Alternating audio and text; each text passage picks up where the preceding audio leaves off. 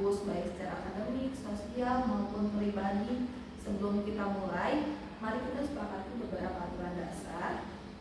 Kita saling menghargai, menjaga kerahasiaan, tidak menghakimi, dan memberi kesempatan berbicara secara bergantian.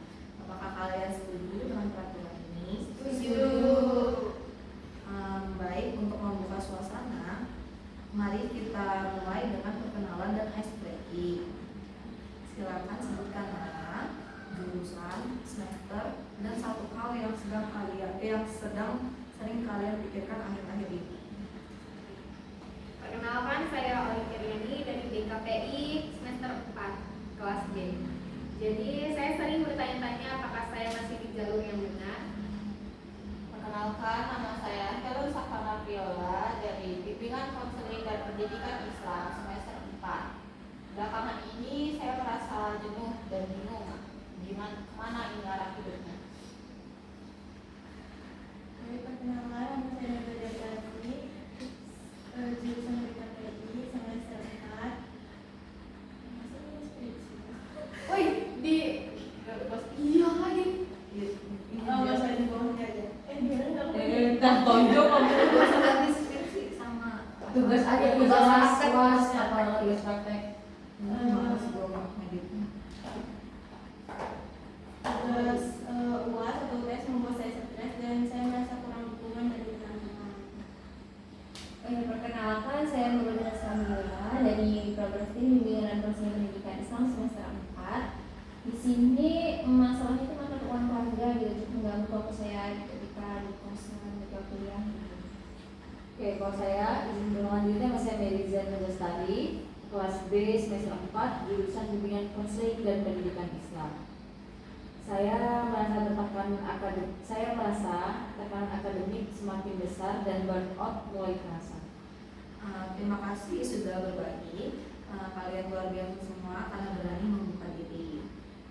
Sekarang saya ingin kalian berbagi lebih dalam tentang perasaan kalian terkait dengan masalah tersebut.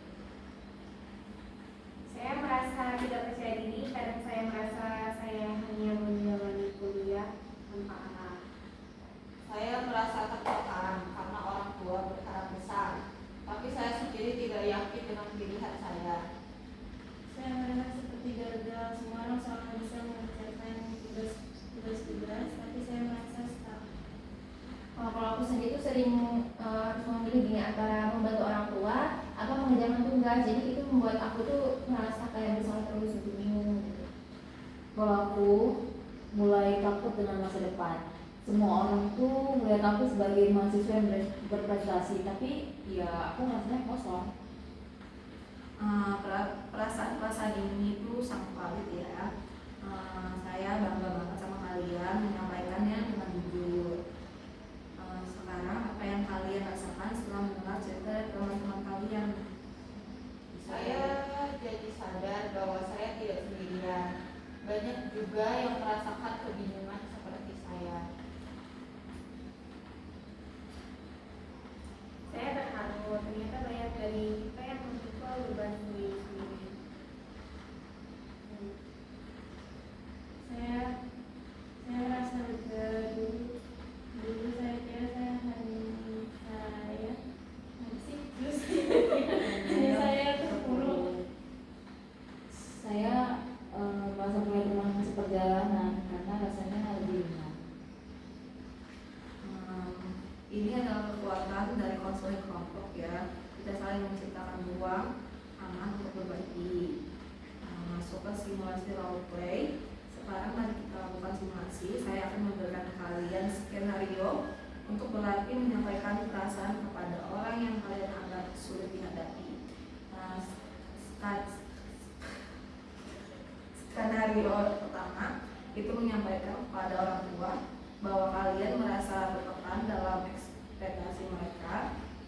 Skenario kedua menyampaikan kepada teman dekat bahwa kalian merasa ditinggal.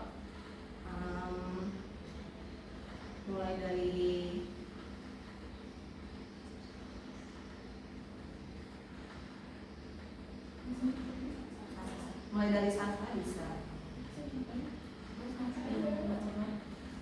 Oke, jadi untuk aku tidak pernah ya menyadari bahwa aku ini bisa berbicara selembut itu gitu pada waktu awal.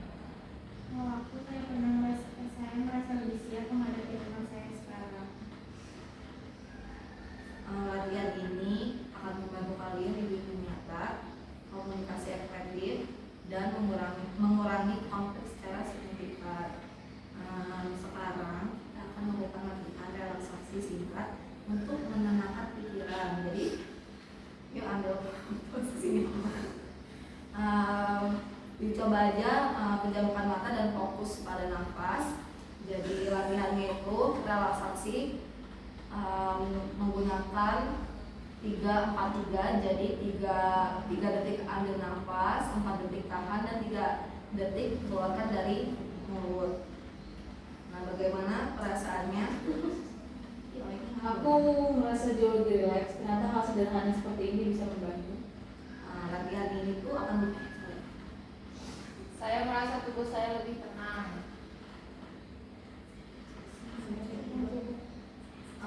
Self care itu bukan kemewahannya, jadi ini adalah kebutuhan. Jangan ragu merawat diri sendiri setiap hari.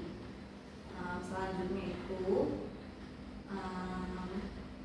ambillah waktu 10 menit untuk menulis. Yang utama, 1 masalah yang paling berat, 2 emosi dominan yang muncul, dan 3 1 langkah konkret yang bisa dilakukan minggu ini.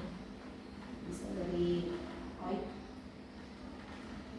Saya ingin mulai membuat jurnal harian untuk mengenali pikiran dan perasaan saya. Kalau aku bicara dengan dosen pembimbing tentang situasi aku gitu agar bisa mendapat kelonggaran tugas. Saya akan membagi waktu belajar untuk beristirahat dengan lebih disiplin. Langkah kecil itu lebih baik daripada tidak sama sekali ya. Jadi teruskan niat baiknya. Di penutupan ini kita telah bersama selama 2 jam. Saya ingin tahu apa yang paling berkesan bagi kalian dalam sesi hari ini. Rasa aman untuk bercerita itu sangat membantu saya. Saya di sini menyadari kayak saya tuh gak sendiri. Saya jadi punya motivasi baru untuk menghadapi tugas-tugas dan praktek saya. Kalau aku merasa lebih kuat gitu karena dibilang Marka. Baik, cukup. Terima kasih atas keberanian kalian semua. Ingat ya, kalian tuh berharga dan tidak sendiri. Sampai jumpa di sesi berikutnya ya. Dadah. See you. Dadah.